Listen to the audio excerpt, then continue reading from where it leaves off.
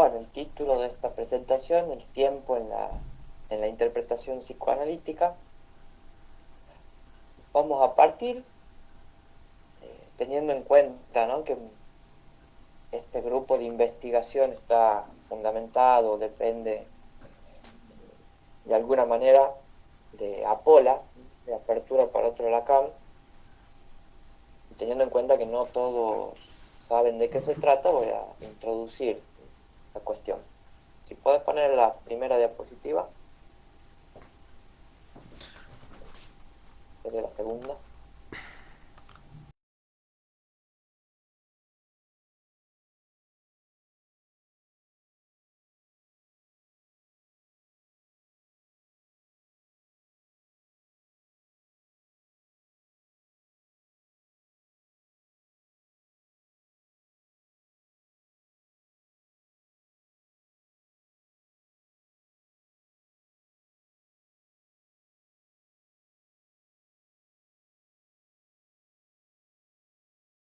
Por un lado, ¿de qué concepto fundamental estamos hablando? Que es el diagnóstico que nosotros hacemos del sufrimiento entre nosotros. Por otro lado, vamos a tener la posición del post-lacanismo, que muchas veces es igual a la tendencia contemporánea. Después va a venir la posición que nosotros proponemos con este programa. Por último, un álgebra posible. El concepto fundamental a tratar es el tiempo como experiencia inmediata y presente. El diagnóstico que nosotros hacemos de nuestra cultura, en la cultura de Occidente, es que trata el tiempo siempre como una experiencia inmediata. Se centra mucho en lo presente, en el ahora. Y la posición del post-lacanismo de alguna manera se deja influir por esta corriente, y ellos van a privilegiar, por ejemplo, el acontecimiento actual del cuerpo. El cuerpo biológico considerado como inefable, como el presente, privilegiado a la hora de interpretar también en la intervención clínica. Por ejemplo, ¿no?, está bien que el paciente hable, que recuerde sobre su pasado, la historia de los padres, pero se privilegia en la clínica el acontecimiento del cuerpo. Los que estuvieron en el análisis de casos, cuando vimos las intervenciones del libro Interpretar de Jorge Chamorro, recordarán cómo muchas veces se dejaba de lado la historia cuando aparecía en el relato un acontecimiento de cuerpo, como le llaman. Y cómo las intervenciones buscaban no ya articularse una historia, sino, decía Jorge Chamorro, hablar en el lenguaje de la pulsión. Que comentábamos, por ejemplo, ¿no?, que aumento hoy los honorarios para ver qué efecto tiene eso en la economía libidinal. Nosotros aceptamos, en cambio, la propuesta de Lacan, de que el tiempo del sujeto psicoanalítico es el futuro anterior. En español eso sería el futuro perfecto. Y el álgebra posible es el bucle. Podríamos escribir ahí S1 y S2 y aparentemente uno es primero y el otro viene después, pero eso depende de dónde lo escribimos. Si lo escribimos en una superficie como la de un toro, ya no se sabe cuál es primero, sino que son interdependientes. Este es entonces el programa de investigación científica del que partimos. Después ya lo que cada uno de nosotros hace con esto ya depende de cada uno. Acá no hay maestros y alumnos, por lo tanto uno puede decir, en Apola me enseñaron tal cosa, sino que todo acá es conjetural y sujeto a la discusión. Esto es lo que yo voy a presentar, lo que yo encontré hasta el momento, partiendo desde una posición de no saber. El otro día leía que alguien definía a Apola como el grupo encabezado por Alfredo Edelstein. Pero ya la misma idea de que hay una cabeza anularía la propuesta de un programa de investigación científica. Entonces, si alguno, ¿no?, tiene por ahí ese prejuicio, quédense tranquilos que en esta presentación, por lo menos, la única cita que voy a utilizar de Alfredo Einstein es la siguiente, en la cual me siento plenamente identificado. Y es cuando él dice: yo no soy especialista en ninguno de los temas de los que habla. Dicho esto, entonces paso a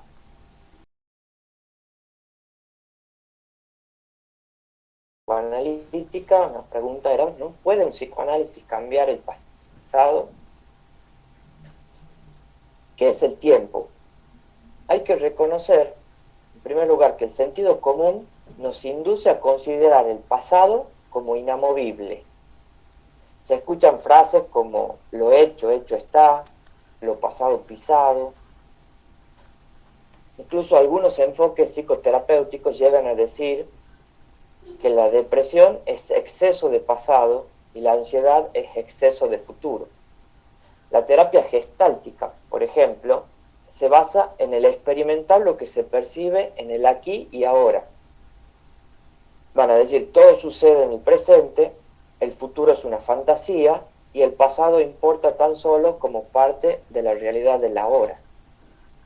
En el manual práctico de psicoterapia Gestalt de Ángeles Martín dice, ¿no?, siguiendo a otro autor, Uneaus, el aquí y ahora podríamos definirlo como un estado en el que la persona está consciente únicamente de su experiencia sensorial generada en este preciso instante, lo que está viendo con sus ojos, escuchando con sus oídos, amén de lo que está sintiendo en lo kinestésico. Van a sostener que, ya sea que se esté uno anticipando o que esté recordando, ambas cosas se realizan siempre desde el presente. Se recurre frecuente a la conciencia sobre el propio cuerpo y resulta imprescindible para aceptar lo obvio, lo que hay, la realidad. La responsabilidad es entendida desde este enfoque como la capacidad de dar respuesta a lo que sucede aquí y ahora. Cada uno es responsable de las respuestas que da ante la realidad del momento, y son las únicas que pueden ofrecer en ese instante. Por el mismo motivo, se centran en el cómo y en el para qué. El enfoque Gestalt abandona el por qué, debido a que esa pregunta nos aleja del presente e introduce a la persona en la ficción para teorizar, van a decir ellos. Al psicoanálisis se le ha reprochado de estas posturas que escarba inútilmente en el pasado. No es raro que una persona que llega a consulta diga que no quiere hablar sobre el pasado, sino que nos pide herramientas para resolver su problema actual. Escribe en Facebook Carlos Quiroga: hoy una mujer me dijo, qué lástima que sea psicoanalista, porque los psicoanalistas van hacia el pasado e indagan la infancia e insisten sobre cosas que ya pasaron. Me parece que son crueles. ¿Qué sentido tiene ir sobre cosas que ya sucedieron y no se pueden arreglar? Y él le responde, ¿qué cosa? Respondí, eso que usted dice que hacen los psicoanalistas, en mi práctica lo hacen los pacientes. Bueno, es una respuesta muy divertida e inteligente, pero hoy quizá podamos dar una respuesta un poco más desarrollada a esta señora. Por todo esto, afirmar que el psicoanálisis es un método capaz de cambiar el pasado de un ser humano choca con un obstáculo epistemológico. Tenemos un saber previo y que es necesario deconstruir para poder asimilar nuevos saberes. Ese obstáculo epistemológico es el mismo también que aparece cuando uno intenta hacer lo mismo que hacemos todos los años, o sea, tratar de entender a Lacan. Por ejemplo, voy a citar dos frases de Lacan. Hay dos citas donde se nos puede complicar si nosotros no despejamos este obstáculo epistemológico. Una de ellas dice así: el pasado y el porvenir se corresponden, no en cualquier sentido, no en el sentido que ustedes podrían creer que el análisis indica, a saber, del pasado al porvenir. Por el contrario, justamente en el análisis, porque la técnica es eficaz, se sigue el buen orden, del porvenir al pasado. En otra parte va a decir también Lacan, ¿cómo explicar el retorno de lo reprimido? Por paradójico que sea, solo hay una manera de hacerlo. No viene del pasado, sino del porvenir. Entonces, si uno no rompe primero con el obstáculo epistemológico de saberes mal adquiridos, como diría Bachelard, o estamos tomados esos saberes de paradigmas viejos que pululan en el sentido común, no puede entender de qué está hablando Lacan. Entonces nos vamos a preguntar, ¿qué sabemos sobre la naturaleza del tiempo? Antes que nada, conviene preguntarse, ¿quién debe responder a la pregunta por el tiempo? ¿La filosofía? ¿La física? ¿Es lo mismo el tiempo físico que el tiempo que nosotros experimentamos como pasado, presente y futuro? En definitiva, ¿qué es el tiempo? ¿Qué es el ahora? ¿El tiempo es objetivo o subjetivo? Entonces esta presentación, bueno, tiene 4 partes. Intentaré hacer un recorrido por la noción de tiempo, primero en la filosofía, después en la física, después en la lingüística, y por último, en el uso que el psicoanálisis hace de esta noción para poder interpretar. Bueno, si queda tiempo me gustaría analizarlo eso en una viñeta, para poder plantear ahí la función de la interpretación. Como estuve revisando el tema y me pareció demasiado largo, esto les iba a proponer a ustedes, bueno, quizás vemos el tiempo que me lleva y quizás hoy solamente plantee la cuestión desde la filosofía, la física y la lingüística, y quedaría para otra presentación lo propiamente psicoanalítico, el uso que hace el psicoanálisis de esta noción de tiempo.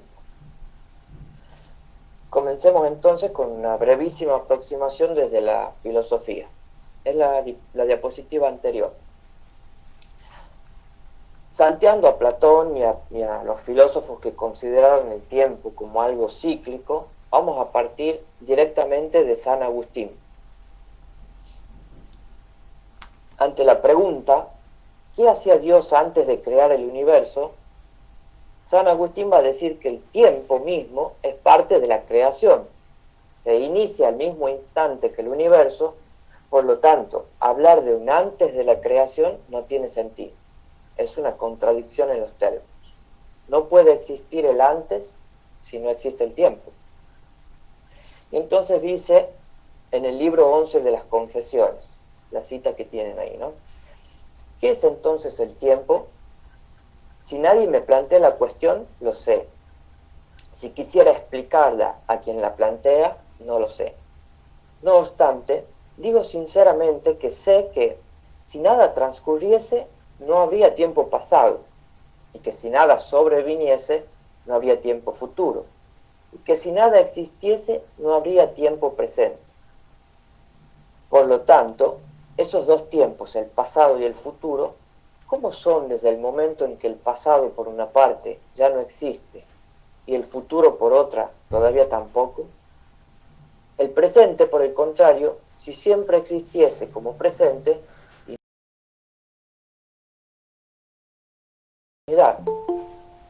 por lo tanto, si resulta que el presente, para que sea tiempo, pasa precisamente aquello cuya razón de ser es dejar de ser, de lo que se deduce que no podemos decir que exista tiempo de no ser porque tiende a no existir. Son preguntas muy agudas que lo llevan a plantear el tiempo como algo subjetivo. En alguna parte va a decir, en ti, alma mía, mido los tiempos.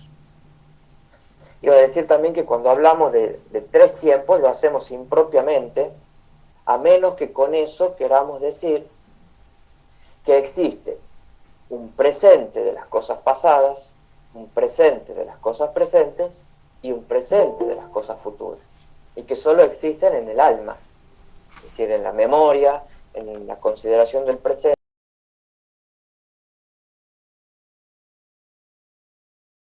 la filosofía de Immanuel Kant también viene a cuestionar la concepción según la cual el tiempo es algo independiente del hombre.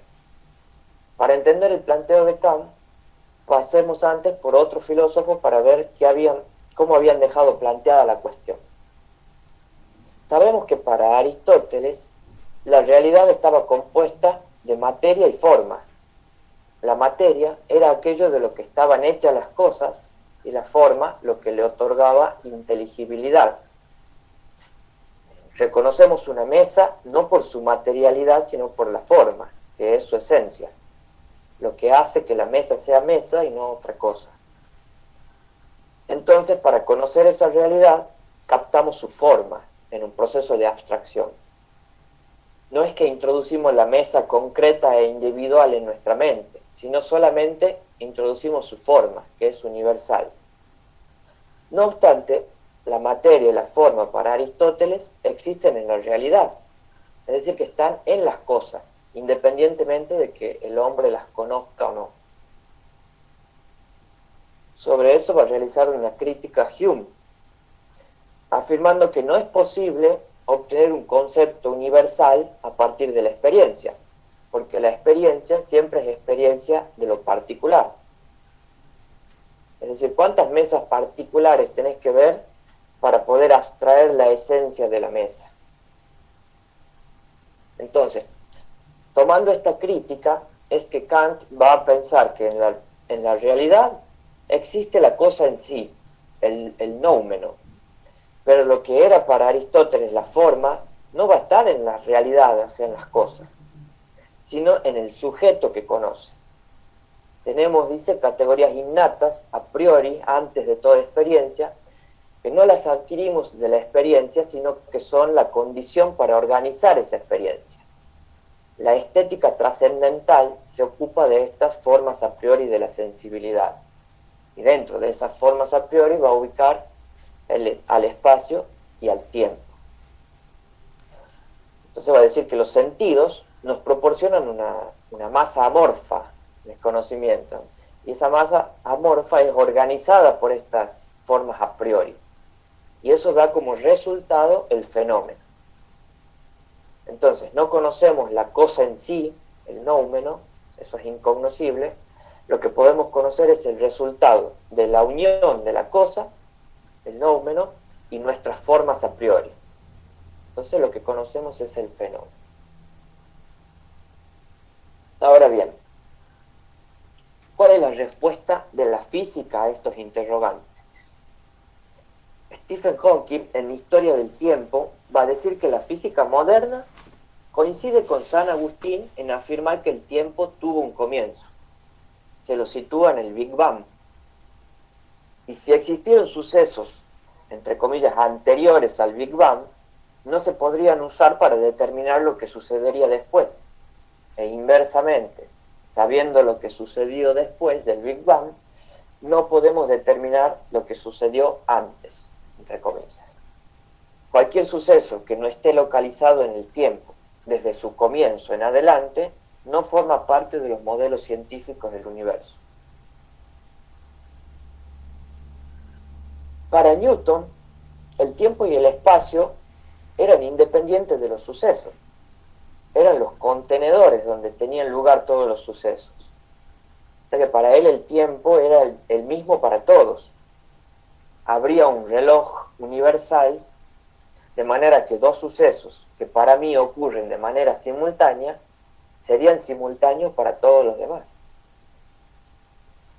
Si alguien percibiera que uno ocurrió antes que el otro, estaría en un error, tendría un defecto en su percepción, porque objetivamente los sucesos ocurrieron al mismo tiempo. Ahora bien, a partir del cambio de paradigma que advino con la teoría de la relatividad de Einstein, la balanza comienza a inclinar hacia el lado de Kant, en cierto sentido y hasta un poco forzándolo. Una consecuencia de la teoría de la relatividad es que la simultaneidad dejó de ser absoluta para ser relativa. Ahora sí, un observador podría ver caer dos rayos al mismo tiempo, otro observador podría ver que cayó primero el de la derecha, y un tercero podría decir que cayó primero el de la izquierda. Y todas las respuestas pueden ser verdaderas. Acá ya no es una cuestión de percepción. No es como, por ejemplo, pasaba en la Copa América, que alguien metía un gol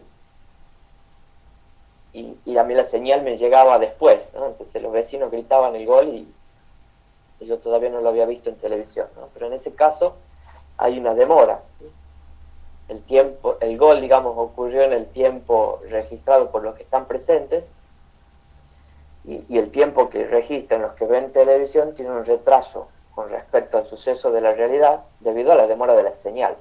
Pero en la realidad, en la relatividad, no estamos planteando eso, sino que se trata de tres percepciones distintas, contradictorias entre sí, pero que las tres son verdaderas al mismo tiempo. ¿Por qué sucede esto? Esto parte de la velocidad, de que la velocidad de la luz es absoluta. Y eso va a ir contra nuestra intuición, que se compone siempre de sumar las velocidades. Se puede pasar a la siguiente diapositiva. Quiere decir que nosotros siempre intuimos, digamos, ¿no?, de alguna manera sumando las velocidades. Por ejemplo, si voy en un auto que va a 120 kilómetros por hora, será visto por una persona dentro de un auto que va a 100 kilómetros que solamente se está alejando a 20 kilómetros por hora. O si voy en un auto a 100 kilómetros por hora y arrojo una piedra hacia adelante a 10 kilómetros por hora, para un observador que esté quieto fuera del auto, me dirá que la piedra va a 110. Es decir, se suma la fuerza con la que la he arrojado y la velocidad que llevaba en el auto.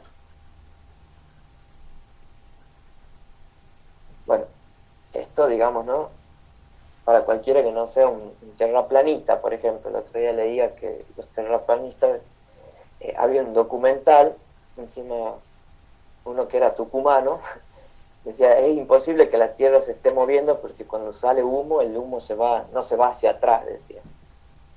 Terrible. Bueno, entonces nuestra percepción, digamos, se adecua a esto, ¿no?, a la observación de que se suman las velocidades. Pero con la velocidad de la luz no sucede lo mismo. La velocidad de la luz en el vacío siempre es la misma, ni se suma ni se resta. Entonces nos imaginemos ahora, por ejemplo, a una persona que esté en el medio del vagón del tren. Pueden poner ahí el cursor en el medio del vagón, y esta persona arroja pelotas hacia las paredes, o sea, una hacia la parte de atrás y una hacia la parte de adelante, a la misma velocidad. Entonces ese observador va a ver que las pelotas chocan en las paredes al mismo tiempo, son simultáneas para él. Sin embargo, un observador que esté fuera del tren, como el tren se está moviendo, la pelota que va hacia atrás va a recorrer menos distancia que la que va hacia adelante, porque el tren va a su encuentro. Entonces, a ver, ¿no?, ¿cómo podría salvarse acá la simultaneidad? Porque ambos verían que las dos chocan.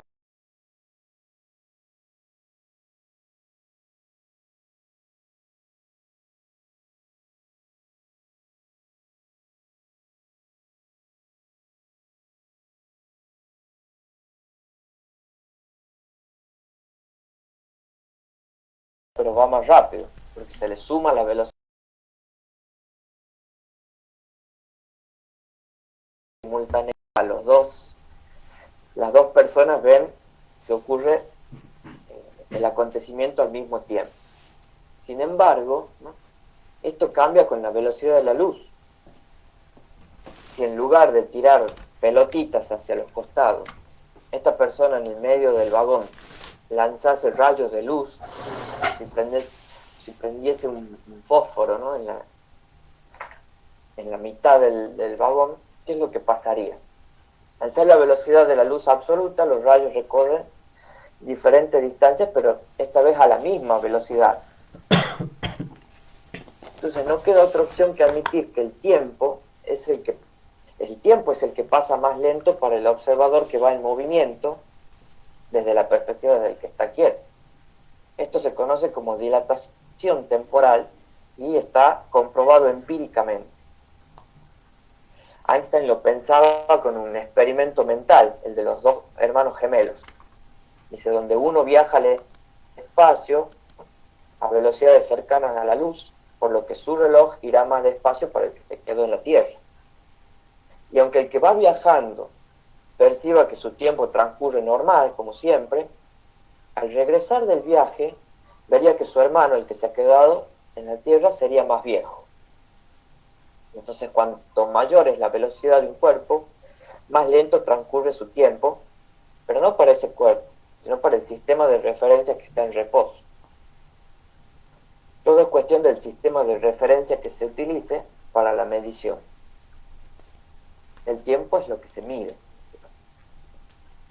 Eso hay un comentario muy curioso que me resulta muy interesante que hace Lacan en el seminario 2, si pasar la diapositiva.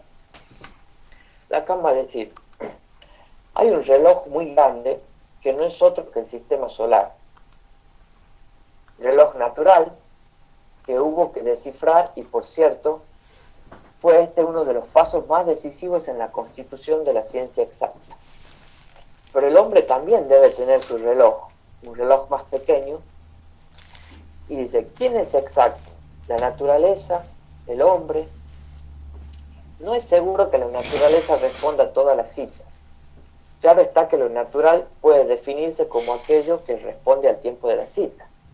Cuando el señor Voltaire decía que la historia natural de Buffon no era tan natural, quería decir algo así. Hay allí una cuestión de definición. Mi prometida acude siempre a la cita, porque cuando no viene, ya no la llamo mi prometida. Entonces, ¿es el hombre el exacto? ¿Dónde está el resorte de la exactitud, sino precisamente en el ajuste de los relojes entre sí? Y luego Lacan va a hablar del reloj riguroso, que solo se consiguió después de que Huygens, lo que se escribe, fabricara el primer péndulo perfectamente isocrónico en 1659. De nuevo, la exactitud de ese péndulo está tomada de algo que vuelve siempre al mismo lugar.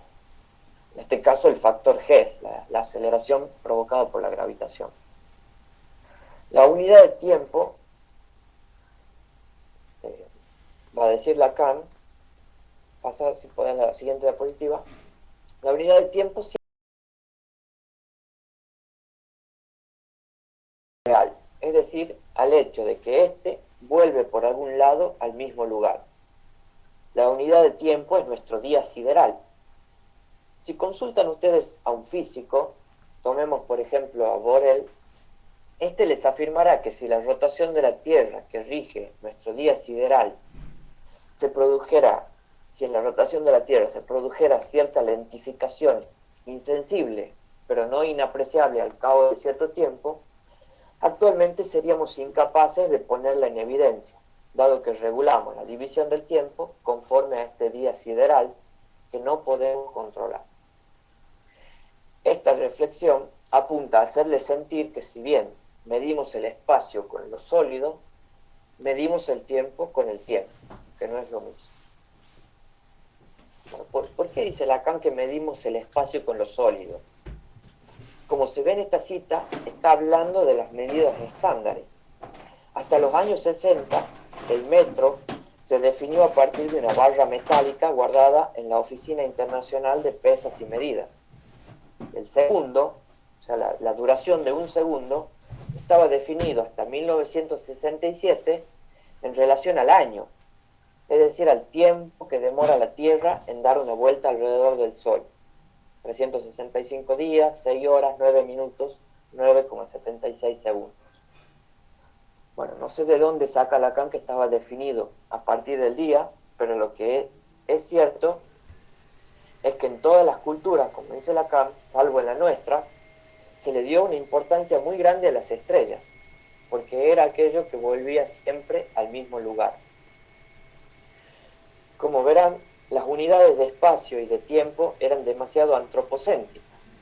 Si por ejemplo alguien quisiera mandar un mensaje al espacio y que lo reciba alguna civilización alienígena, no tendríamos manera de explicarle lo que implican estas medidas. Entonces, a fin de determinar estas unidades en base a algo más universal, en 1967 se modificó la definición de un segundo.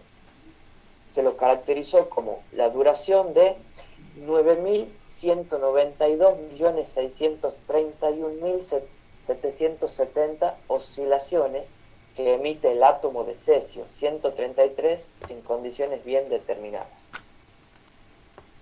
Entonces, al no estar ya referido al movimiento de la Tierra alrededor del Sol, un segundo va a ser lo mismo en la Tierra que en Marte. Y teniendo además establecido la duración del segundo y teniendo la velocidad de la luz como una constante, que es siempre la misma en el vacío, podemos ya olvidarnos de la barra metálica y definir el metro y cualquier distancia a partir del tiempo en que demora la luz en recorrerla. Fíjense cómo se establece todo un sistema de medida a partir de lo real, o sea, a partir de lo que vuelve siempre al mismo lugar. En este caso, la velocidad de la luz, que siempre va a ser 299.792.458 metros sobre segundo, es decir, casi 300.000 kilómetros por segundo. Es decir, que cuando el átomo de cesio 133 ha emitido los 9.192.631.770 oscilaciones, la luz ha recorrido 300.000 kilómetros. Un año luz ahora será la distancia recorrida por la luz en un año. De manera que medir el tiempo y medir la distancia ya no requieren unidades distintas. Cualquier unidad de tiempo define también una longitud del espacio, que es la distancia que la luz recorre en ese lapso. Espacio y tiempo son intercambiables y pasan a ser dos caras de la misma moneda. Vamos a ver qué consecuencias tiene. Hermann Minkowski, que fue profesor de Einstein en Zúrich, decía: desde ahora, tanto el espacio en sí mismo como el tiempo en sí mismo están condenados a desvanecerse en meras sombras. Solo un tipo de unión entre ambos preservará una realidad independiente. Si nosotros queremos sostener que el tiempo es independiente del hombre, del ser humano que conoce, tenemos que decir que es el tiempo y el espacio, no el tiempo. Entonces, por otra parte, nosotros sentimos que el tiempo inexorablemente avanza hacia el futuro, pero hasta hoy ninguna de las leyes de la física puede dar cuenta de eso. Las leyes de la física no distinguen para nada el pasado del futuro. Bueno, podríamos situar una excepción, que muchos la toman, con respecto a la segunda ley de la termodinámica, ya que siempre hay un aumento de entropía. Entonces, si siempre hay un aumento de entropía, se podría decir que el pasado es el estado de menor entropía y el futuro es el estado de mayor entropía. Sin embargo, esto es un hecho que no está comandado por ninguna fuerza o interacción de partículas. Es probabilístico. Y no hay nada que impida que las cosas sucedan de otro modo. Se da así porque es lo más probable simplemente. Por ejemplo, si nosotros lanzamos un cubo con millones de letras, ¿qué probabilidad hay que caigan en un determinado orden y formen un libro? Es totalmente improbable. Sin embargo, no es imposible. No hay ninguna ley que la haga imposible, sino que es simplemente improbable. Entonces, si lanzamos un cubo infinitas veces, debería en algún momento poder formarse un libro, no hay nada que lo impida. Bueno, Einstein decía entonces que la distinción entre pasado, presente y futuro es solo una ilusión, por persistente que ésta sea. Y no solo en física relativista, tampoco en física cuántica coinciden los experimentos con lo que nosotros experimentamos como pasado, presente y futuro. Por ejemplo, conocemos el experimento de las dos rendijas. Bueno, si alguien no lo conoce, lo puede googlear, es muy sencillo, donde un electrón puede pasar por dos rendijas al mismo tiempo cuando está en estado ondulatorio. Pero cuando se lo observa, la observación hace que se determine y pase a estar en un estado determinado como una partícula. Como partícula solo puede pasar a través de una rendija. Lo curioso en este punto es que se lo puede observar antes o después de atravesar las rendijas. Entonces, si se lo observa después, pasa a comportarse como partícula e inmediatamente determina a la vez su pasado. Uno podría preguntarse, ¿cómo sabía el electrón que tenía que pasar por una sola rendija porque en el futuro alguien lo iba a observar? Esto choca con ese obstáculo epistemológico nuestro, que no se lo concibe a menos que pensemos que el tiempo ya está todo desplegado, que la información del pasado, del presente y del futuro ya existe, aunque nosotros no conozcamos el futuro. Entonces las leyes de la física funcionan sin precisar de esta división entre pasado, presente y futuro.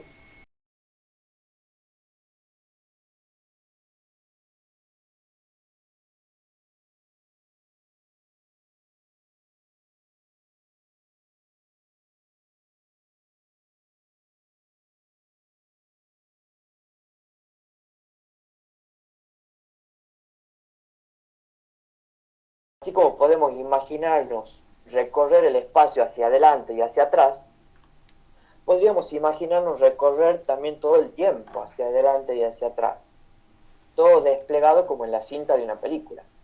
Nosotros no decimos que no existen las regiones del espacio que nosotros no hemos llegado a recorrer. Bueno, salvo los terraplanistas, ¿no? Que algunos dicen que no existe Chile, son todos actores. Pero bueno, eso es otro tema. Nosotros pensamos que las regiones del espacio, aunque no las hayamos recorrido, existen independientemente de nosotros. Esto lo aceptamos. Pero lo que nos están diciendo los físicos es que lo que existe independientemente de nosotros es el espacio-tiempo.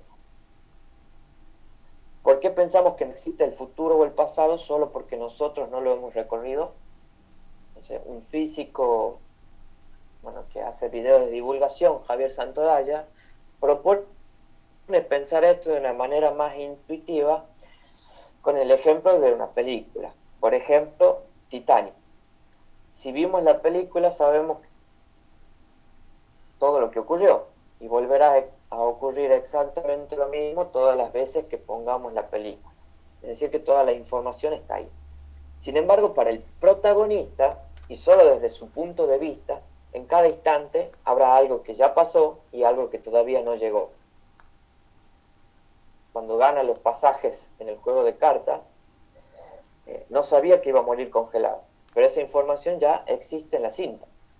Entonces, como síntesis entre la filosofía y la ciencia, podemos concluir que lo que existe, independientemente de nosotros, es la dimensión espacio-tiempo. Pero ahí no hay pasado, presente ni futuro, no existe el ahora en el espacio-tiempo, porque no existe la simultaneidad. Estas últimas distinciones existen en nosotros. Pero surge ahí otro problema. Si están en el alma, como decía San Agustín, ¿cómo es que nosotros nos ponemos de acuerdo? En un librito que se llama El umbral de la relatividad, de Alberto Maistegui, después de explicar las consecuencias de la relatividad, donde no solo el tiempo se ralentiza con el movimiento, sino que también la longitud de un objeto en movimiento es diferente de la longitud del mismo objeto cuando está en reposo, va a decir, el llamado sentido común es engañoso, nos dice. Nos dice que el período de un péndulo debe ser el mismo al ser medido por distintos observadores, pero también nos dice que la Tierra es plana, y en ambos casos se equivoca. Lo mismo sucedía con la longitud de un objeto, que no es la longitud, sino las longitudes, pues su valor depende del movimiento del objeto medido. En física, tenemos derecho a afirmar aquello que está de acuerdo con la teoría y verificado por la experimentación. Es decir, más allá de si lo quieren creer o no, o si les resulta muy chocante, esto es una verdad científica, y como tal es válida hasta nueva orden. Más adelante dice, naturalmente que uno se resiste a creer resultados como este. Y sale una explicación psicológica. No tenemos ninguna clase de experiencia personal a velocidades cercanas a la luz. Nunca hemos tenido sensaciones a esas velocidades y solo a esas velocidades las variaciones de longitud y de tiempo son de un orden de magnitud apreciable, captable, perceptible por medio de nuestros sentidos. Este autor llega a su límite, ¿no? Nos dice lo que la física puede decir sobre el tiempo y supone que como eso no coincide con nuestra percepción, hay que buscarle una explicación psicológica. Pero ese ya no es su campo. Muchos científicos llegan como él hasta aquí y comienzan a decir, por ejemplo, que se trata de un engaño de nuestro cerebro. Pero ¿cómo sería eso, no? Si nuestro cerebro nos engaña, el mismo cerebro nos estaría advirtiendo que es un engaño suyo. O sea que ahí están cayendo en la llamada falacia meriológica, que consiste en atribuirle al cerebro o a alguna de sus partes propiedades o acciones que son realizadas por las personas. Es decir, se confunde la parte con el todo. Facundo Manes, entre otros neurocientíficos, hace esto permanentemente. Confunde al hombre con su cerebro. Lo mismo pasa con respecto a la relación del hombre con el lenguaje. Como sabemos que primero se originó la materia y se organizó en compuestos capaces de reproducirse y metabolizar, es decir, los organismos vivos, juzgamos que la afirmación el lenguaje creó al hombre no puede ser cierta. Inmediatamente la pregunta es ¿quién creó el lenguaje? ¿No? Y esto ocurre porque pensamos que el hombre es su materia. Recuerden que Lacan decía que el hombre tiene un cuerpo y no que es un cuerpo. El sentido común piensa que el hombre es su materia, su cuerpo biológico, cuando en realidad lo que llamamos el hombre es un producto del lenguaje. La emergencia del lenguaje produjo una nueva especie que se distingue de sus antepasados al poder usar de los símbolos de manera significante. La introducción del significante hace que el lenguaje no sea ya una actividad que realiza el hombre cuya naturaleza ya estaría constituida, sino que el lenguaje mismo forma parte de su naturaleza. En ese sentido, su naturaleza envuelta en las redes del lenguaje es con otros y es una realidad transindividual y que no se reduce por supuesto al cuerpo. Hay que distinguir entonces lo que es el tiempo físico, o sea, el espacio y tiempo, del tiempo subjetivo, que llamaremos lingüístico, en el que existe un pasado, un presente y un futuro. El tiempo físico forma un todo con el espacio, es un espacio-tiempo. Pero nosotros tenemos expresiones distintas para el espacio y para el tiempo. El aquí y ahora de la Gestalt, por ejemplo. Aquí para el espacio, ahora para el tiempo. Nos parece ridículo llamar ahora al lugar en el que estamos parados, sentados. El tipo lingüístico, les adelanto, no está en los individuos como formas a priori, no está en el alma de cada quien. Si hay que localizarlo en algún sitio, diremos que está en la lengua, ni adentro ni afuera, y por eso Lacan necesitó de la topología para teorizarlo. Así como Lacan leyó en Freud que la condensación y el desplazamiento no son otra cosa que el funcionamiento de la metáfora y la metonimia, con lo cual hace innecesaria la existencia de un aparato psíquico que haga lo que el lenguaje mismo ya hace por sí solo, es decir, sustituir y combinar significantes. Esto lo hace sin la necesidad de un sujeto que lo comande. También podemos suponer entonces que el tiempo lingüístico no está en ninguna mente, sino que es creación y efecto del lenguaje.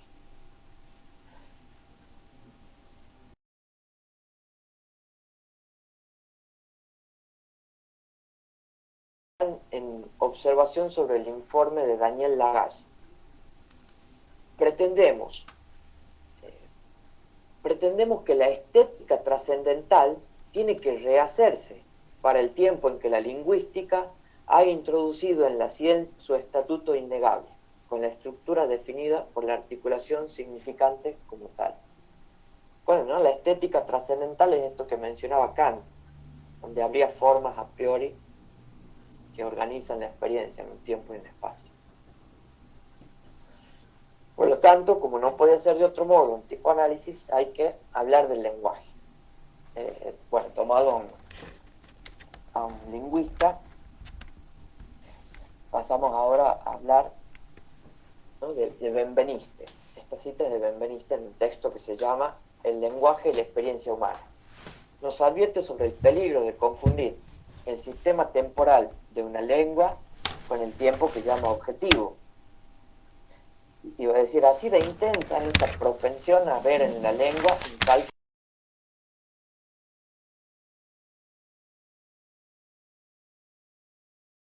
No había manera de explicarle a un extraterrestre antes de 1967 lo que era un metro, porque no compartían nuestra unidad de medida. Pero lo cierto es que después de 1967 tampoco podremos hacerlo, ya que la unidad, el número en sí, no lo extrajimos de la realidad. Dice también Benveniste, los números no poseen ninguna propiedad de las materias que enumeran. O sea que terminamos con el mismo problema que ya presentaba San Agustín en el libro del maestro. Solo se puede enseñar mediante signos y una significación siempre remite a otra significación. Es el que lo cita Lacan en la instancia de la letra. No podemos nunca referirnos a las cosas, sino que el concepto es la cosa misma. Es en el interior del sistema de la lengua donde se crean los referentes. Ningún concepto puede ser explicado si no es en referencia.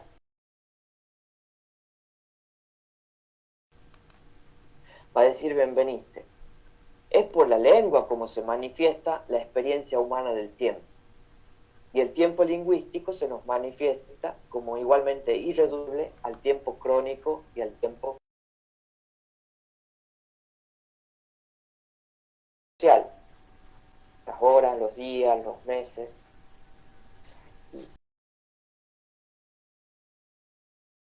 Eso del tiempo físico. Desde la física, como vimos, no se puede definir el ahora. No se puede responder a la pregunta ¿qué es el ahora? Porque se debe reconocer que no hay simultaneidad. La posición de los astros en el momento de mi nacimiento no son en sí dos acontecimientos simultáneos. Eso es relativo. En todo caso, hay una hora para cada uno, o sea, lo que ocurre simultáneamente para mí, pero ¿cuándo ocurre? Habría que decir ahora. ¿Notan esta dificultad? Si yo no pudiese hablar y decir la palabra ahora, no puedo marcar el momento en que los dos sucesos están ocurriendo simultáneamente para mí. Este es el argumento que va a desarrollar Benveniste en el texto El lenguaje y la experiencia humana. Va a decir, lo que tiene de singular el tiempo lingüístico es que está orgánicamente ligado al ejercicio de la palabra, que se define y se ordena como función del discurso. El tiempo tiene su centro, un centro generador y axial a la vez, en el presente de la instancia de la palabra. Cuanta vez un locutor emplea la forma gramatical de presente, o su equivalente, sitúa el acontecimiento como contemporáneo a la instancia de discurso que lo menciona. Como dijimos, muchas terapias se llenan la boca hablando de la hora, de vivir el momento presente. Pero hasta ahora no he encontrado a nadie que lo defina como lo define Benveniste. Dice además, se advertirá que en realidad el lenguaje no dispone sino de una sola expresión temporal, el presente, y que éste, señalado por la coincidencia del acontecimiento y del discurso. Pasado y futuro no son más que puntos vistos detrás o adelante a partir del presente. La lengua debe por necesidad ordenar el tiempo a partir de un eje y este siempre y solamente la instancia de discurso. Es decir, si quiero hablar del pasado, no puedo decir que hay coincidencia entre algún suceso y el pasado, sin referir ese pasado como un tiempo anterior a la instancia de discurso del momento en el que estoy hablando. En cambio, con el presente no necesito referirme a nada más.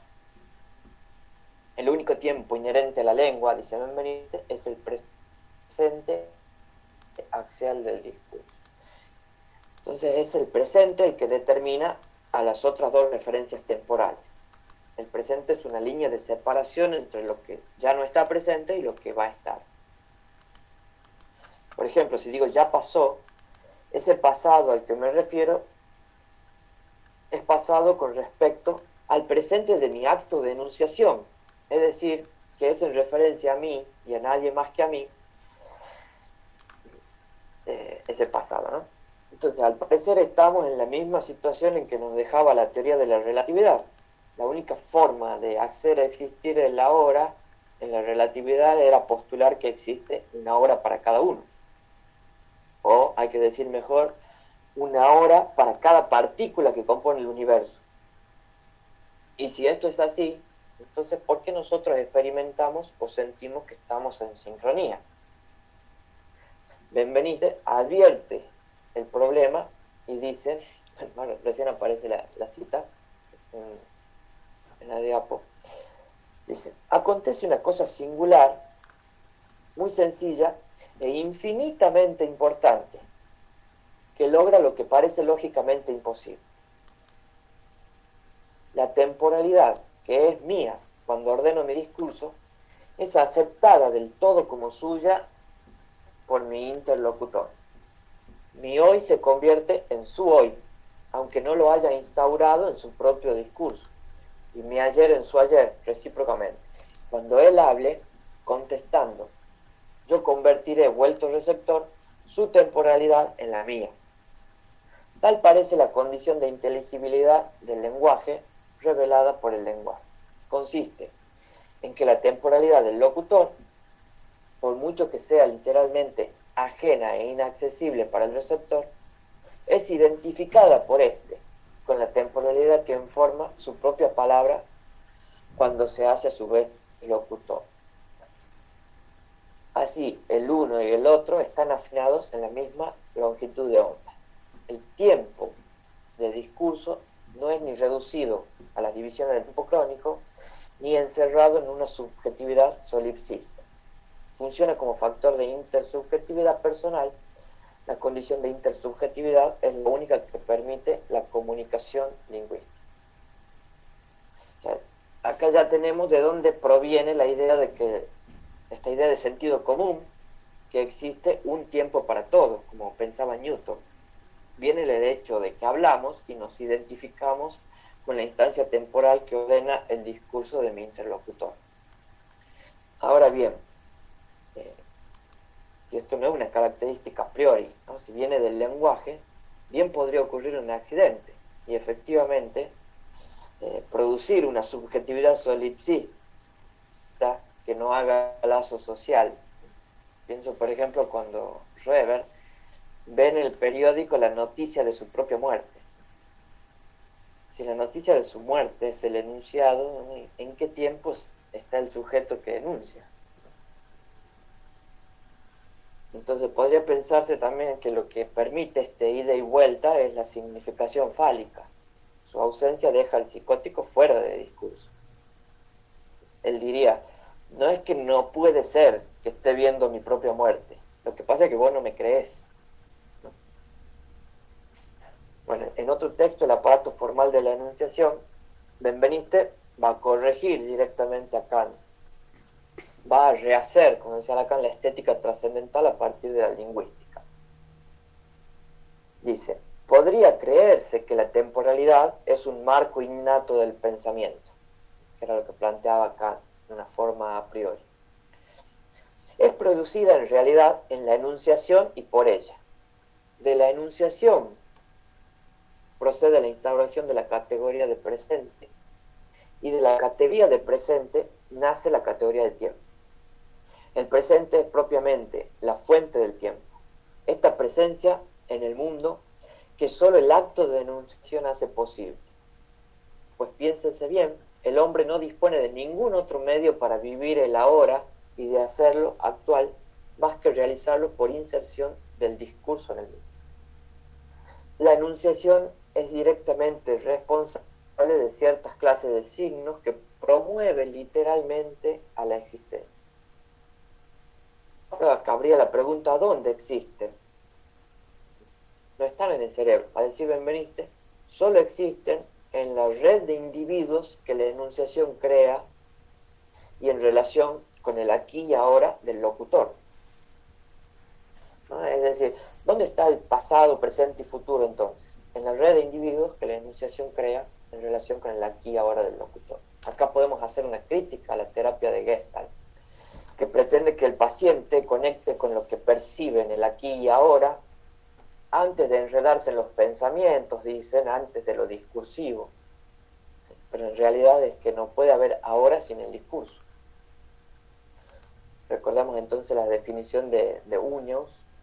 Dice, el aquí y ahora podríamos definirlo como un estado en el que la persona está consciente únicamente de su experiencia sensorial generada en este preciso instante. Y ahora notamos enseguida que es una definición circular, porque introduce para explicar el mismo concepto que debe ser explicado, pero en otros términos. Lo dice en este preciso instante. Habría que preguntarle, ¿qué es este preciso instante? Es el instante en el que está hablando, no hay otra manera. En otro texto, la naturaleza de los pronombres, Benveniste, después de definir al yo como el individuo que enuncia la presente instancia de discurso que contiene la instancia lingüística yo, o sea que si se pregunta ¿qué es el yo?, la respuesta es el individuo que enuncia yo. Y asociado a esa referencia habla entonces de los adverbios aquí y ahora. Y atención, porque ahí va a definir lo que quiere decir aquí y ahora. Dice, saldrá a relucir su relación con yo definiéndolos. Pasamos a la siguiente diapositiva. Aquí y ahora delimitan la instancia espacial y temporal coextensiva y contemporánea de la presente instancia de discurso que contiene yo. Estas formas pronominales no remiten a la realidad ni a posiciones objetivas en el espacio y en el tiempo, sino a la enunciación, cada vez única, que las contiene y hagan reflexivo así su propio empleo. Bueno, por último, digamos, en un texto que se llama De la subjetividad en el lenguaje, va a decir que en toda lengua han existido siempre estas referencias, ¿no?, a un tiempo pasado, futuro, siempre separados por un presente. Y agrega, este presente, a su vez, no tiene como referencia temporal más que un dato lingüístico.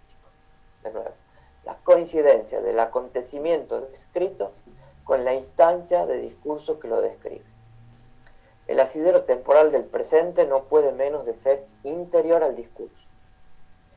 El diccionario general define el presente como el tiempo en el que se está.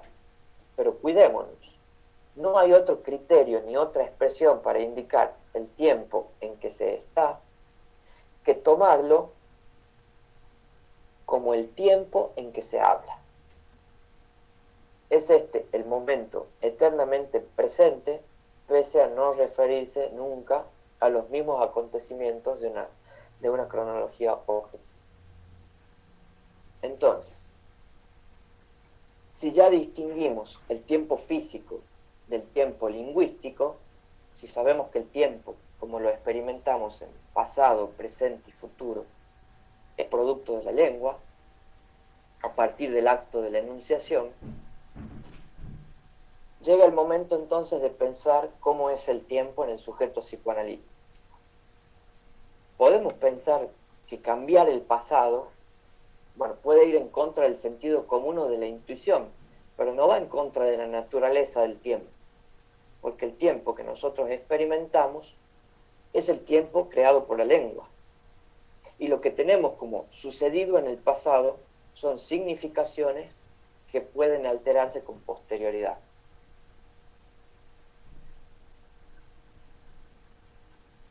Hasta aquí Bueno, hasta aquí es esta primera parte, donde recorremos la filosofía, la física, la lingüística, y a partir de ahora, bueno, me tocaría hablar ya de lo que entendemos en psicoanálisis, ¿no? Como el tiempo propio del sujeto psicoanalítico, que es esto que hablaba Lacan del futuro anterior, y tendría para articularlo después también con una viñeta.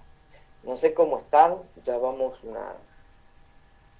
bastante tiempo, no sé qué opinan, si podemos dejar acá y hacer, digamos, los comentarios, y lo que queda lo presento en otra ocasión, o si quieren podemos seguir adelante, y bueno, quedaría quizá media hora, 40 minutos,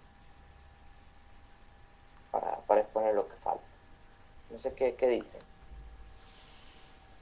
Bueno, escuchemos a la gente, a los chicos que si prefieren quedarse para seguir con la presentación o continuamos por ahí el próximo miércoles o el siguiente.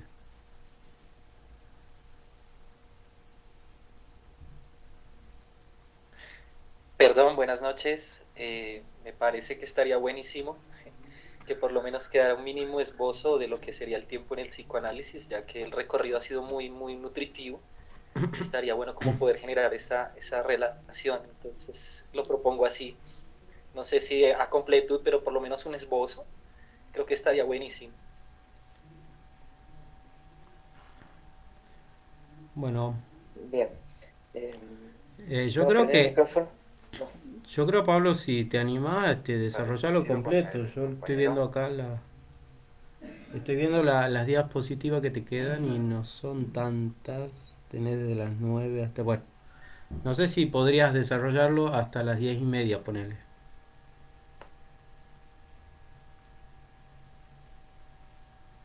Bueno, podemos tratar, ¿sí?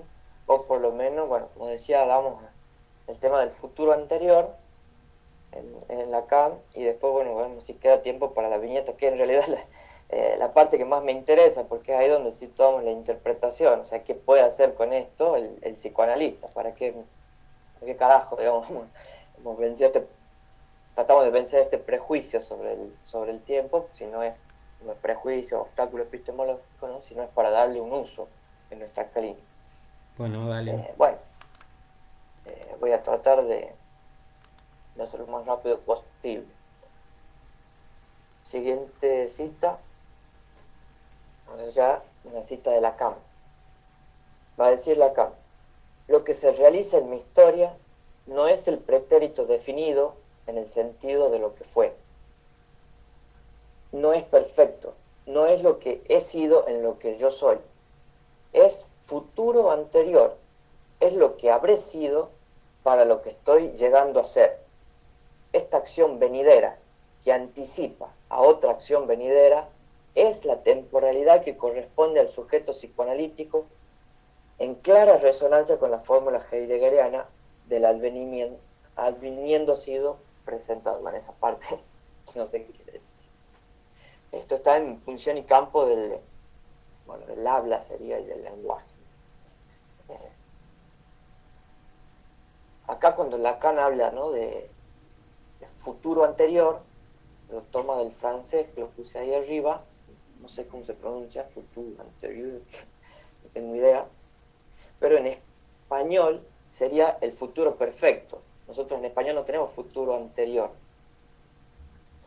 Y el futuro perfecto se usa para expresar, como decía Lacan, una acción futura que precede a otra acción futura. Acá decía una acción venidera. Por ejemplo, voy a comer y luego llamaré a Víctor. Las dos acciones son para el futuro, pero una anterior a la otra. Entonces ese futuro anterior, que es el futuro perfecto para nosotros, es el tiempo verbal que enuncia una acción venidera anterior, por eso futuro anterior, a otra que también se cumplirá en el futuro. Su rasgo fundamental es el que incluye el valor modal de probabilidad. Su peculiaridad es que puede funcionar con el valor temporal de pretérito perfecto compuesto, ya que el acontecimiento anterior al otro acontecimiento futuro puede ocurrir en el futuro, estar ocurriendo en el presente o haber ocurrido ya. Cuando pongamos ejemplos, se va a entender un poco más. El futuro perfecto de indicativo se usa para hablar de acciones que aún no han finalizado también, pero lo habrán hecho en un punto determinado del futuro que se expresa en la oración. Por ejemplo, si digo, dentro de 3 años habré acabado mis estudios. Lo que expreso es que ahora mismo estoy estudiando, pero cuando se cumplan 3 años, esa acción de estudiar ya habrá finalizado. Lacan mismo proporciona otro ejemplo en el seminario 6, donde Paidós ya lo traduce directamente como futuro perfecto. Siguiente cita, dice Lacan. Por ahora apenas estoy haciéndoles notar la necesidad de usar el futuro perfecto en la medida en que hay 2 coordenadas de tiempo. Una coordenada de tiempo concierne al acto que estará en juego, por ejemplo en el enunciado, para tal época yo me habré convertido en su marido. Se trata de localizar ese yo que va a transformarse por matrimonio. No obstante, dado que ustedes lo expresan en el plano del futuro perfecto, por otro lado está el punto actual, desde donde ustedes hablan, que lo sitúa como el yo del acto de enunciación. Hay entonces 2 sujetos, 2 yo. También se usa el futuro perfecto de indicativo para hablar acerca de una suposición sobre una acción pasado o futura. Por ejemplo, se habrá caído de la bicicleta. O sea, viene alguien con una herida en el brazo y pensamos que esa herida puede deberse a una caída de la bicicleta en el pasado, entonces decimos, se habrá caído de la bicicleta, ¿no? Para que lo entendamos mejor, cuando vemos que viene alguien borracho, decimos, ¿no? Se habrá tomado hasta el agua de la pecera. Bueno, o también, si no te he llamado a las 22, es porque habré tenido mucho lío en el trabajo. Entonces estoy haciendo una suposición de algo que pasará en el futuro, o sea, tener lío en el trabajo por la tarde. Y esta última, sobre todo, me parece muy didáctica para pensar al sujeto, ¿no? Como sabemos, si tuvo lío en el trabajo, digamos, ¿cómo sabemos si tuvo lío en el trabajo? Recién cuando sean las 22, como no ha llamado, esa ausencia del llamado determina lo que ocurrió en ese pasado. Es decir, que no va del pasado al futuro, sino del futuro hacia el pasado. No me informo acerca del pasado de manera directa, sino por lo que interpreto del futuro. Según lo que pasó en el porvenir, habrá sido mi pasado. Si mi pasado es traumático, es que devino traumático. La primera distinción que hace Lacan en el seminario 1 es que la historia no es el pasado, sino que es el pasado historizado en el presente. Y esa es la trampa. El psicoanálisis es capaz de cambiar el pasado, pero depende de qué entendemos por pasado. No son los hechos, porque sabemos que no hay hechos sino de dicho. Lo que recordamos de un hecho es lo que nos ha quedado como significantes. La historia es el pasado historizado en el presente, y en ese sentido se puede cambiar la historia, incluso producirla, un análisis. Ahora, sobre el tiempo de la interpretación, dice Lacan, esta cita que mencionábamos al principio, que parecían poco claras, ¿no? Dice, el pasado y el porvenir se corresponden, no en cualquier sentido, no en el sentido que ustedes podrían creer que el análisis indica, a saber, del pasado al porvenir. Por el contrario, justamente en el análisis, porque la técnica es eficaz, se sigue el buen orden, del porvenir al pasado. Ahí creo que está en la siguiente diapositiva, ¿no? En otra parte dice, el inconsciente, está hablando del inconsciente, dice, se realizará en lo simbólico, o más exactamente, gracias al progreso simbólico en el análisis, habrá sido. Voy a poner un ejemplo inventado y demasiado simplificado, pero para que esto no quede tan abstracto y que podamos, ¿no?, saber de qué estamos hablando. Esto pasa, por ejemplo, ¿no?, que llega una paciente a la consulta por un ataque de pánico que tuvo el día de su cumpleaños número 36. Y nos dice que se siente horrible, que siempre fue fea, de manera que ningún hombre se fijaba en ella. Ahora, más adelante, incluso en otras sesiones, a medida que avanza el tratamiento, puede decir: mi mamá siempre decía que si una mujer no consigue marido hasta los 35 años, es porque es horrible y nadie la va a querer. Entonces, es cuestión de ordenar el material en el orden que nos convenga. Aunque primero haya hablado sobre el ataque de pánico, luego sobre su madre, nosotros escribimos: mi mamá siempre decía que si una mujer no consigue marido hasta los 35 años, es porque es horrible y nadie la va a querer. Entonces noten que conseguir marido antes de los 35 años es la acción venidera.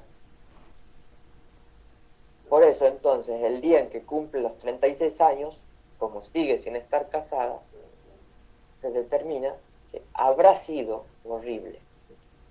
Habrá sido toda su vida horrible.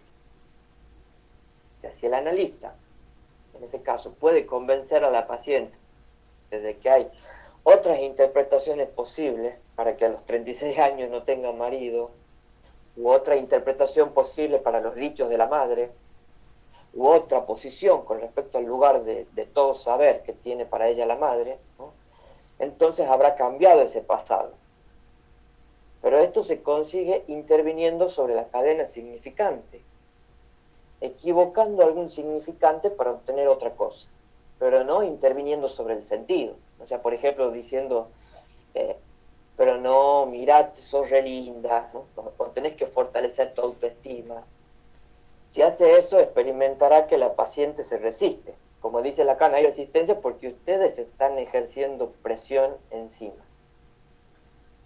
Entonces, también, como dice, creo que en Posición del Inconsciente, no le hablamos al sujeto, sino que eso habla de él. Entonces nosotros no le decimos sos linda, no sos horrible, ¿no? Sino que buscamos que eso que habla del sujeto hable de otro modo, que hable de un modo equívoco, a tal punto que se puede escribir otra cosa. Obviamente que si se considera, ¿no?, el ser horrible como el real del cuerpo con el que hay que amigarse, bueno, estamos hablando de otra clínica totalmente diferente. Entonces continúa explicándolo acá, ¿no? Dice, ¿cómo explicar el retorno de los reprimidos? Por paradójico que sea, solo hay una manera de hacerlo. No viene del pasado, sino del porvenir. Bueno, sigue hablando de esto, ¿no? Y dice, en otra parte, lo que vemos bajo el retorno de los reprimidos es la señal borrosa de algo que solo adquiriera su valor en el futuro, a través de su realización simbólica, su interrogación en la historia de género. Literalmente, nunca será sino algo que en un momento determinado de realización habrá sido.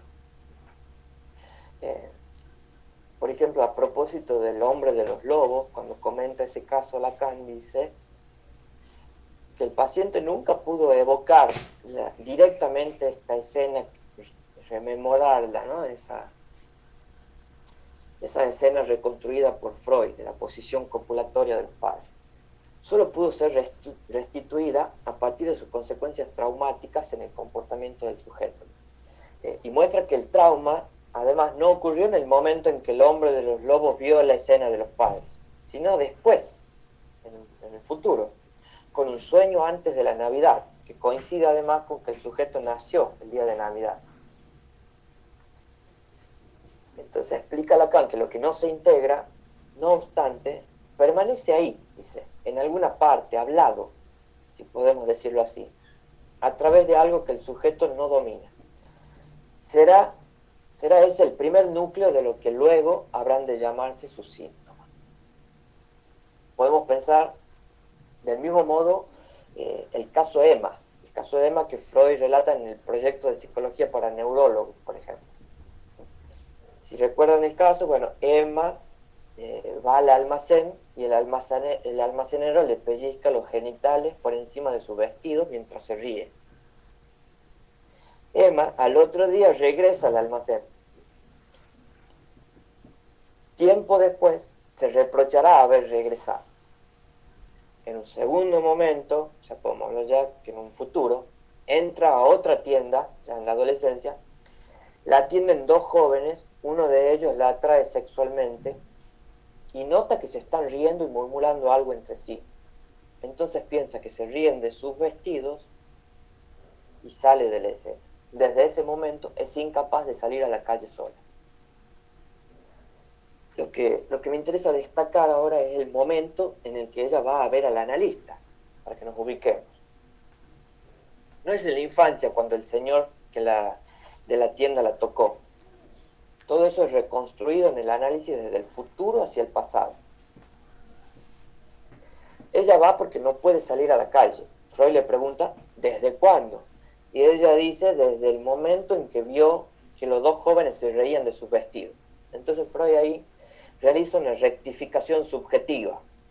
Para los que preguntaban qué era la rectificación subjetiva, le dice, si fuera temor a que se rían de sus vestidos, lo que no le permite salir, eso no se explica entonces cómo es que consigue salir cuando va acompañada, porque podrían reírsele igual, menos cuando va acompañada incluso de un niño.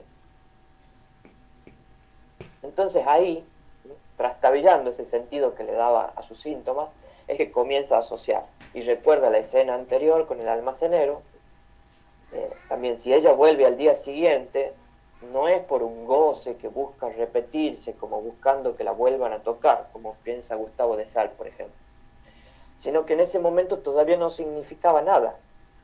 El reproche vendrá en un futuro, cuando comprenda la significación sexual del hecho, cuando nuevas articulaciones significantes en el futuro resignifiquen como sexual esa situación del pasado. Lo que había quedado de esa situación, como decía recién Lacan, ¿no? Dice, no obstante permanece ahí, en alguna parte, hablado, a través de algo que el sujeto no domina, que será el núcleo de lo que luego serán sus síntomas, ¿no? ¿Y qué es eso que permanece ahí? Son significantes. La risa, el pellizco a través de los vestidos, y esos mismos significantes se articulan de otro modo en la segunda escena. Entonces se ríen de mis vestidos.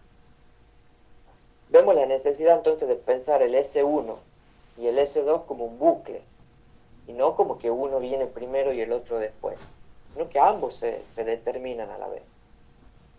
Si uno dice, el niño que estaba deprimido se mató, ahí mató significa una cosa, pero si uno dice, el niño que estaba deprimido se mató de risa, ese significante que se agrega de risa cambia el sentido de mató, lo determina, el sentido de se mató. Y a la vez se mató determina cómo va a ser la risa. Pues una risa puede ser tranquila, pero si dice se mató de risa, ¿no? Nos está dando un valor algo parecido a la carcajada.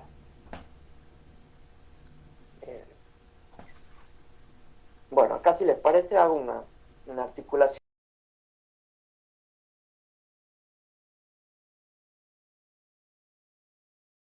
Poder situar este futuro anterior.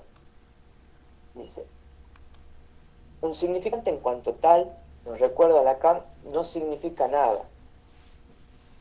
Esto quiere decir que cualquier elemento puede ser despojado de su valor de uso para participar de un sistema de valores donde ya no vale en sí y por sí mismo, sino que tomará un valor u otro dependiendo de su ubicación en dicho sistema.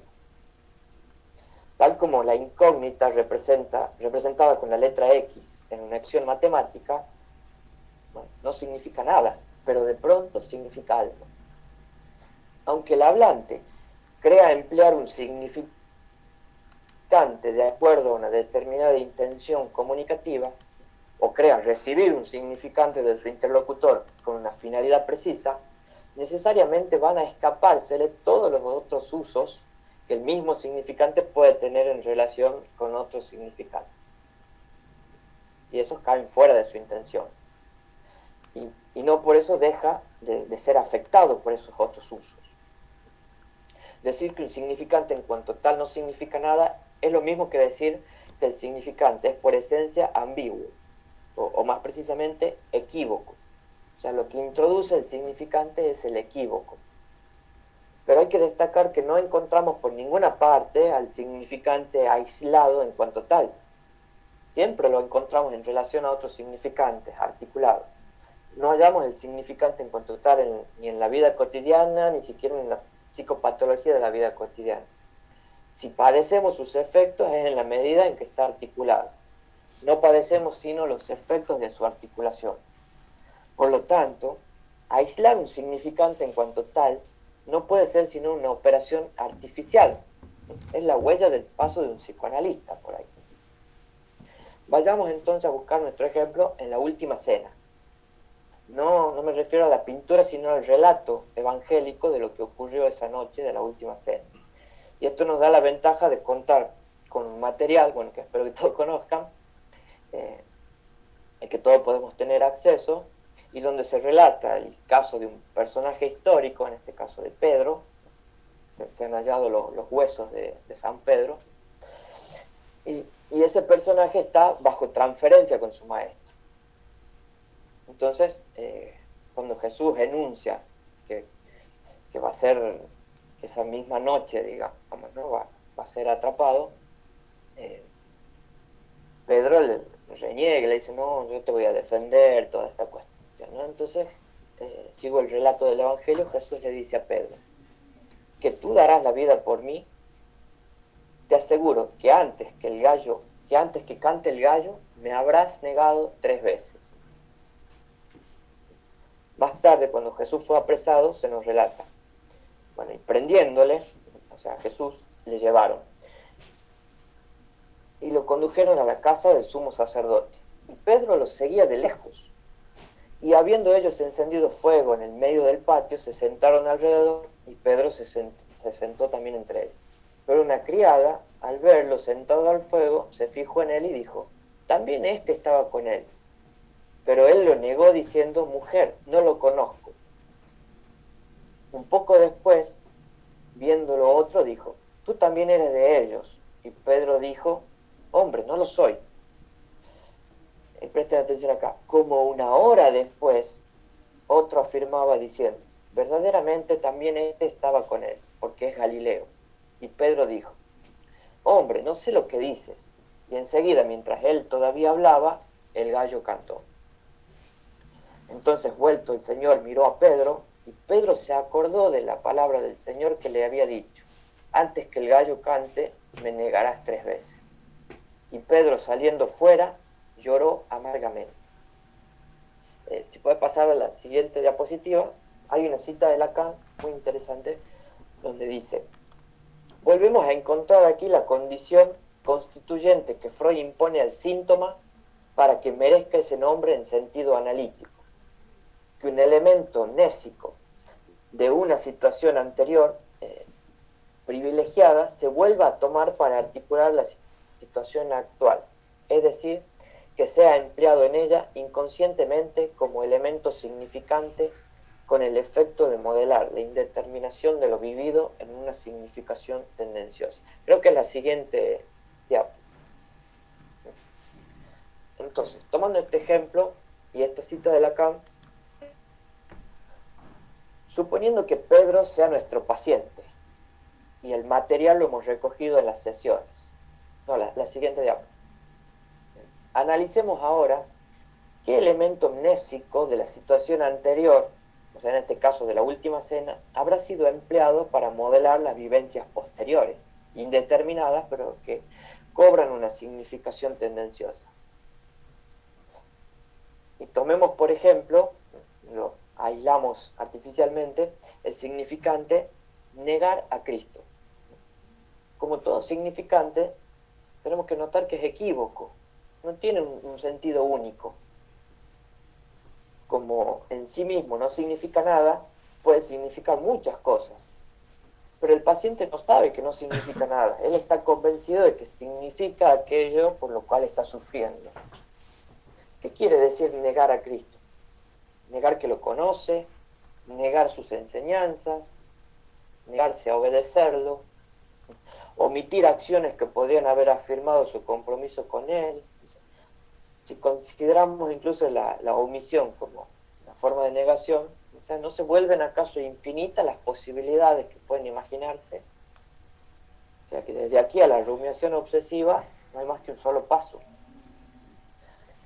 Si tenemos entonces en cuenta la ambigüedad que posee este significante, negar a Cristo, encontrar tres vocaciones que caigan dentro de ese conjunto no es una tarea difícil.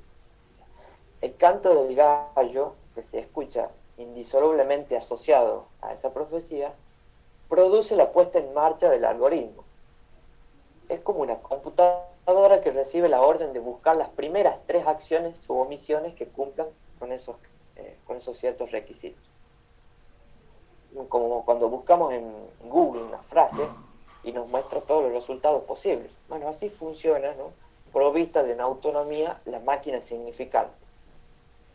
El detener la búsqueda, en este caso por haber encontrado los resultados adecuados, produce, además de la sorpresa, produce este afecto concomitante, ¿no? Es decir, en este caso produce el llanto de Pedro, produce la culpa. Para Lacan, no es la memoria biológica, es una memoria simbólica, una máquina que cuenta por sí sola. En la siguiente cita, ¿no? lo dice así. Por ejemplo, dice, es algo que se dice, ustedes lo oyen y no lo creen.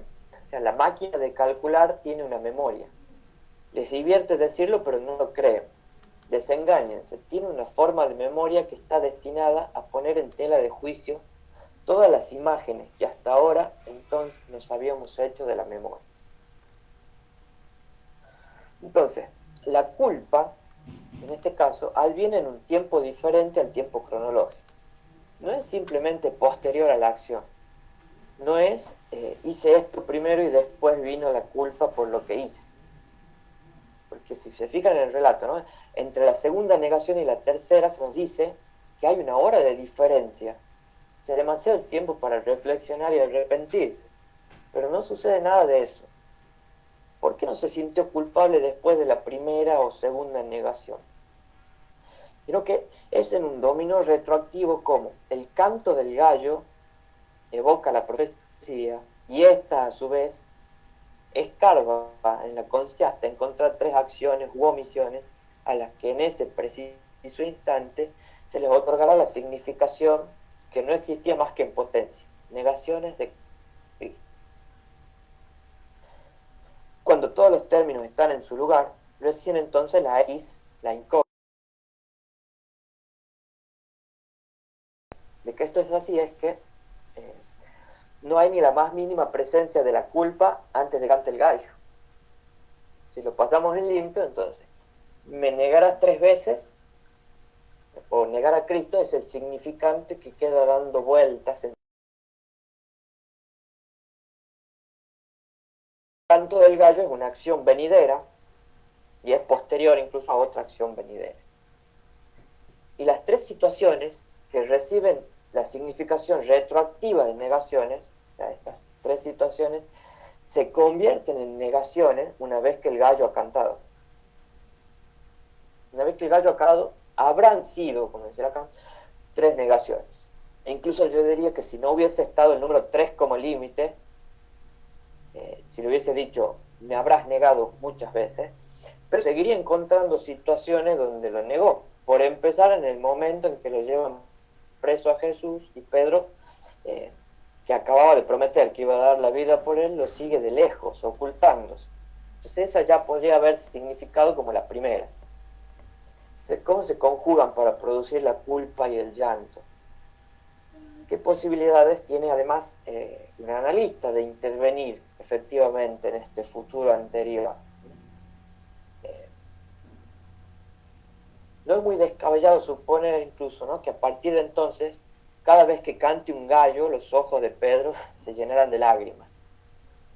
También podemos pensar que cada vez que una acción u omisión de él pueda cobrar el significado de negar a Cristo, sentirá nuevamente dolor y culpa. Entonces, y a su vez, el significante Cristo puede extender sus ramas por la vía metonímica, y así, negar a Cristo puede ser equivalente a negarse a llevar puesto cualquier símbolo religioso. O también por la vía metafórica, la amargura de Pedro puede retornar cada vez que negase, por ejemplo, a uno de estos pequeños, ¿no? El mismo Cristo facilita esta metáfora, que es sustitución de un significante por otro, ¿no?, cuando dice, cada vez que lo hicieron con uno de estos pequeños, a mí me lo hicieron. Entonces, de hecho, si añadimos al material del relato lo que se cuenta también, ¿no?, extraoficialmente, digamos, sobre la historia de la muerte de Pedro, en diversas fuentes, encontramos que Pedro, por ejemplo, había conseguido escapar de la persecución que sufrieron los cristianos en el siglo I por parte del emperador Nerón. Y mientras huía en ese entonces de Roma, cuenta la historia que vio a un hombre que se dirigía hacia la ciudad, o sea, volvía hacia Roma. ¿Quo vadis, Domini?, le pregunta, ¿no? ¿Dónde va, Señor?, pregunta Pedro. Y esta persona, este hombre misterioso, le responde: voy a Roma a ser crucificado otra vez. ¿Qué escuchó Pedro ahí? ¿Qué escuchó en esas palabras que podríamos decir son indeterminadas? Es como un oráculo, es algo misterioso, pero para él cobran ya una significación tendenciosa. Acuérdense lo que decía Lacan, ¿no? El elemento enésico de la situación anterior privilegiada se vuelve a tomar para articular la situación actual. Es decir, es empleado en ella inconscientemente como elemento significante para modelar ahora la indeterminación de lo vivido en una significación tendenciosa. Por ejemplo, Jesús también les había dicho a los apóstoles, en otros pasajes, dice: cuando los persigan en una ciudad, huyan a otra, porque de cierto les digo que no acabarán de recorrer todas las ciudades de Israel antes de que venga el Hijo del Hombre. O sea, Pedro, si hablamos de su pasado, digamos, ¿no?, podría haber recordado ese consejo y seguir huyendo. Pero ¿qué escuchó Pedro? ¿Qué significación tendenciosa produjo ese empleo inconsciente del significante negador? Lo que escuchó Pedro es: voy a ser crucificado porque tú me estás negando el escapar de la ciudad. Lo deducimos de su comportamiento, porque nos narran que Pedro inmediatamente desiste y regresa a Roma y se deja atrapar. Fíjense que cuando Jesús había sido apresado, ¿no?, Pedro lo seguía de lejos para que no lo vean. En cambio ahora regresa sin esconderse, es apresado y condenado a la crucifixión. Y además, ¿no?, él acepta ese suplicio y les pide que lo crucifiquen boca abajo porque no era digno de morir como su maestro. Entonces acá sí viene la cita, Teresa a destacar, del seminario 11. Dice Lacan: es falso, por consiguiente, que la interpretación esté abierta a todos los sentidos, como se ha dicho, so pretexto de que se trata solo del vínculo de un significante con otro significante, y por tanto de un vínculo sin pie ni cabeza. La interpretación no está abierta a todos los sentidos. Sería hacer una concesión a los que claman contra el carácter incierto de la interpretación analítica el decir que, en efecto, todas las interpretaciones son posibles, lo cual es enteramente absurdo. Que el efecto de la interpretación, como he dicho, sea aislar en el sujeto un hueso, un car, para decirlo como Freud, de nonsense, no implica que la interpretación misma sea un sinsentido. Entonces, tenemos que aislar un significante que por sí solo no tiene sentido, esto ya lo dijimos, pero eso no implica que la interpretación no tenga sentido, ¿no? Dice acá: la interpretación, ahí está la cita, es una significación que no es una significación cualquiera. Viene aquí a ocupar el lugar de ese e invierte la relación por la cual en el lenguaje el significante tiene como efecto al significado. El efecto de la interpretación es el surgimiento de un significante irreductible. Hay que interpretar en el nivel de ese, acá es minúscula, del significado, que no está expuesto en todo sentido, que no puede ser cualquier cosa, que es una significación, aunque solo se alcance por aproximación sin duda. Lo que hay allí es rico y complejo cuando se trata del inconsciente del sujeto y está destinado a hacer surgir significantes irreductibles, no sensicales, hechos de sin sentido. La interpretación no está abierta a todos los sentidos, no es cualquiera, es una interpretación significativa que no debe fallarse. Es lo que está tachado, es lo que dice Paidós.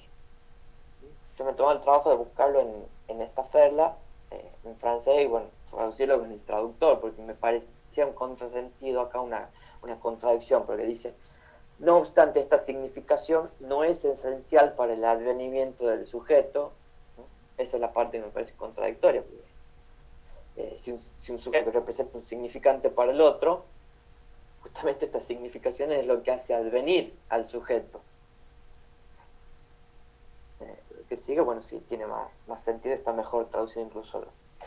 Pero bueno, lo que sigue después, lo que en realidad dice Lacan es, lo que no impide que sea este significado, que es para el sujeto, para el advenimiento del sujeto, esencial, pero que él ve más allá de este sentido a qué significante, sin sentido, irreductible, traumático, este es el significado del trauma, es como sujeto. O sea, de Paidós lo que está mal es esta cuestión de que dice que no es esencial para el advenimiento del sujeto, ¿no? Lo demás está bien, que es esencial, que además de esa significación, ¿no?, vea más allá de eso a qué significante sin sentido irreductible está sujeto como sujeto. La siguiente cita está puesta en francés para los que no sepan algo, quieren ver que se corresponde más con la traducción que no está tallada, ¿no? Entonces, esto es interesante, ¿no? Lacan escribe instancia de la letra en el inconsciente y no instancia del significante. ¿Por qué la letra? ¿No? ¿Por qué escribe por qué de la letra y no del significante? Porque la letra es el significante localizado, va a decir en ese texto. ¿Quién lo localiza? La inscripción no es impresión, o sea, no es impresión de la huella, no es algo que deja una marca. La escritura es otra cosa. Si fuese la marca o una impresión, ¿cómo distinguiríamos un jeroglífico de un garabato? De hecho, históricamente, ¿cómo se descubrió que el jeroglífico era una escritura? Por ejemplo, yo mientras atiendo a un paciente, hago garabatos, ¿no? Dibujo líneas, quizá algunas se parezcan a las letras. Entonces alguien en un futuro podría encontrar el papel y pensar que eso quiere decir algo, cuando no son más que garabatos, ¿eh? Aunque estén impresos en un papel, no es una escritura, en ese sentido. Son cosas que se me ocurren en el momento y no podría repetirlos al otro día, porque ni yo sé lo que dibujé.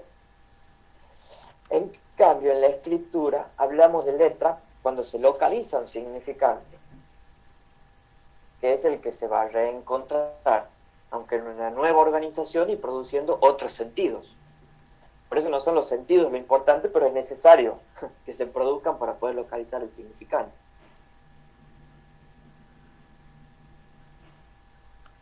Solo así se reencuentra un significante. Pero no podemos localizarlo sino a través de estas interpretaciones significativas.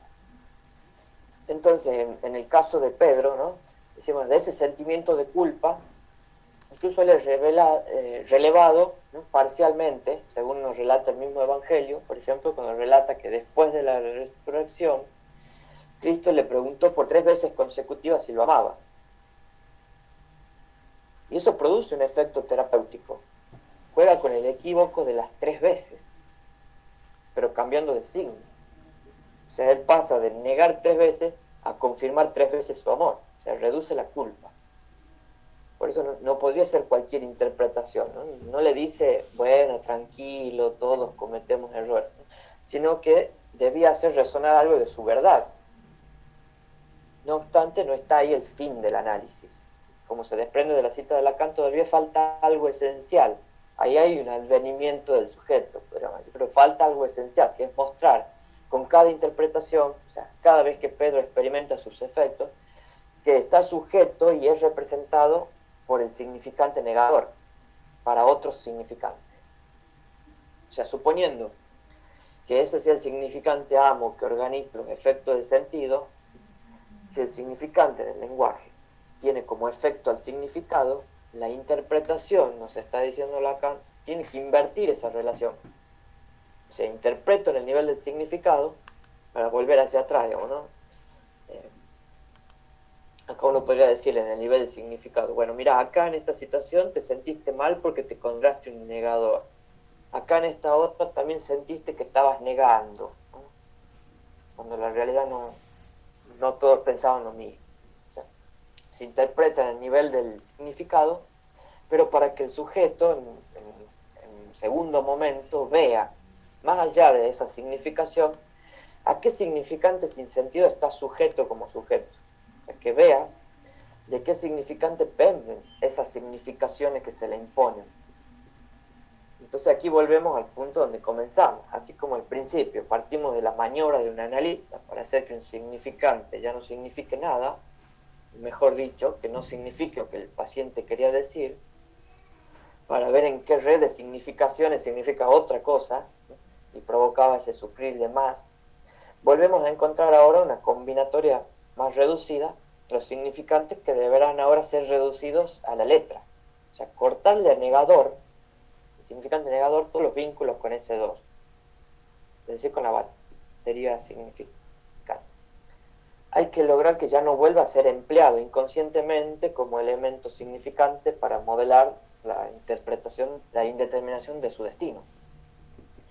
Entonces, si nos preguntamos en qué momento consultaría Pedro si fuese nuestro paciente, en el momento en que siente culpa y llora amargamente. Nos contará entonces que le duele haber negado a su maestro. Entonces ahí hay una primera intervención de Jesús que lo calma, ¿no? Cuando le pregunta 3 veces si lo ama. Pero este efecto terapéutico no basta. Y muchas veces nos puede pasar que el paciente se siente aliviado por algo que dijimos y no sabemos por qué. Bueno, el analista tiene que dar cuenta de ese por qué. Dice Lacan también, el hecho de que el sujeto salga de su estado brumoso tras una intervención del analista no prueba en absoluto que la misma fuese eficaz en sentido estrictamente terapéutico, estructural la palabra. Es decir, que ella fuese en el análisis verdadero. Es imposible en la experiencia analítica considerar el cambio de estilo del sujeto como prueba de la justeza de una interpretación. Considero que lo que prueba la justeza de una interpretación es que el sujeto traiga un material que la confirme. Y aún esto debe ser matizado. Pero también dice, solo la perspectiva de la historia y del reconocimiento permiten definir lo que cuenta para el sujeto. Entonces, ante la queja de Pedro de sentir culpa por traicionar a su maestro, ¿no? Un analista podría decirle, ¿pero usted lo ama? Sí, yo lo amo. ¿Lo ama de verdad? Sí, doctor, yo lo amo. ¿Pero realmente lo ama de corazón? Sí, doctor, ¿qué le pasa? ¿No? Ya le dije que sí, y corte de sesión. Bueno, en la sesión siguiente Pedro tendría que haber traído el material que pruebe que eso fue una interpretación en su primer tiempo, ¿no? Por ejemplo, que venga Pedro y diga, doctor, me fui enojado porque me cortó la sesión, pero después me puse a pensar por qué me preguntó 3 veces lo mismo.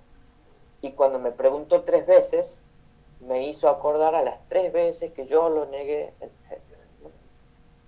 Entonces, en la dirección de la cura y los principios de su poder, Lacan va mostrando el modo de trabajo de Freud y aísla 3 pasos. Primero, nos habíamos dicho, ¿no?, la rectificación subjetiva. Segundo, el desarrollo de la transferencia. Y tercero, la interpretación. En el primero, en la rectificación subjetiva, bueno, creo que podemos ubicar el momento en que el analista hace que un significante que trae el paciente ya no signifique nada, como decía antes. El paciente no sabe que el significante en sí mismo no significa nada, para él tiene un significado, pero siempre hay una maniobra del analista que puede hacer también ese significado. Esa es la rectificación subjetiva. Y recién en un segundo momento, ¿no?, recién cuando el significante deja de significar algo y se vuelve una incógnita, ahí entramos en el desarrollo de la transferencia. El paciente se pregunta, no sé por qué hago esto, pero supongo que hay un sujeto que sabe, o que hay un saber en el inconsciente, que hay un sujeto del inconsciente, y eso lo transfiero al analista. Entonces, cuando el significante es destituido de su sentido, pasa a ser retomado en nuevas organizaciones a través de las cuales logra expresar otros sentidos. Hablamos de transferencia, ¿no? Lacan lo dice a propósito del sueño. Creo que está en la última diapositiva. El sueño tiene elementos vaciados de sentido, insignificantes, como los fonemas, un jeroglífico, que son elementos destituidos de su sentido propio para ser retomados en una nueva organización a través de la cual logra expresarse otro sentido. A esto Freud llama transferencia. Fíjense que no tomo el cliché de transferencia es amor u odio al analista. Bueno, para ir terminando, ¿no? Después Lacan menciona el caso de un paciente de otro analista, donde el paciente le cuenta todo al analista como le contaba a su madre en otra época, mientras le miraba los senos en el contorno de su camisón. O sea, iba todas las noches la madre a darle el beso de las buenas noches y él alargaba, digamos, ¿no? ese encuentro hablándole porque a través del camisón podía mirarle los senos.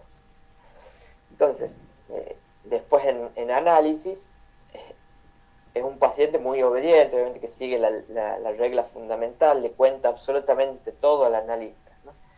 Y entonces, va a explicar Lacan, si se reproduce la situación en el análisis, es porque hay un goce, una emoción o sentimiento más allá de la palabra que se está satisfaciendo. Lacan dice, todos dirían que sí, pero él dice que no se trata de eso, a decir Lacan. ¿Por qué el análisis se transforma desde el momento en el que se analiza la situación transferencial, evocando la antigua situación en cuyo transcurso el sujeto estaba ante un objeto totalmente diferente, que no puede ser asimilado al objeto actual? O sea, la madre no tiene nada que ver con el analista. ¿Por qué la palabra actual, como la palabra antigua, está en el interior?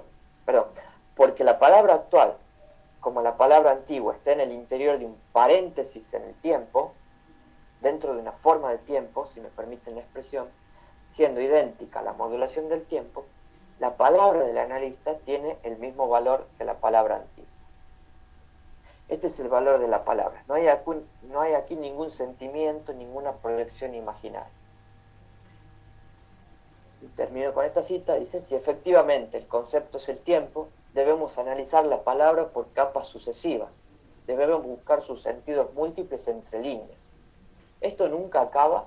Sí, tiene un final, pero lo que se revela en el último lugar, la palabra última, el sentido último en esa forma temporal de la que estoy hablando, que es por sí sola una palabra, el sentido último de la palabra del sujeto frente al analista es su relación existencial ante el objeto de su deseo. En definitiva, el fantasma. Bueno, 10:30 creo que hemos pasado bastante con el tiempo, pero hemos Buenísima logrado presentación, terminar. Pablo. Abro entonces la...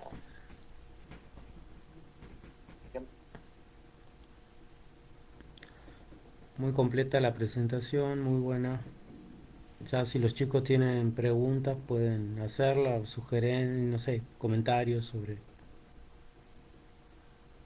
la presentación.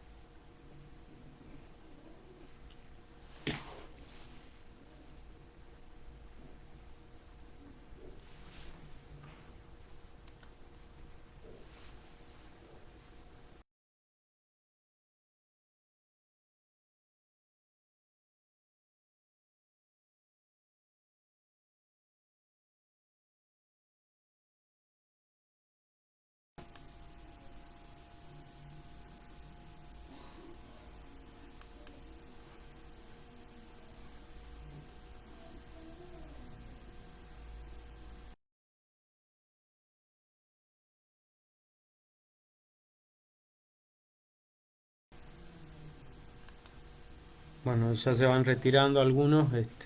Si no hay comentarios, no hay preguntas, vamos cerrando aquí, si te parece, Pablo.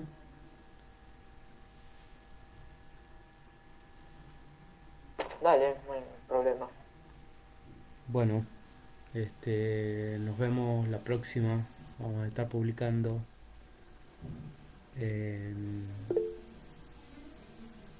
Posiblemente lo carguemos en YouTube.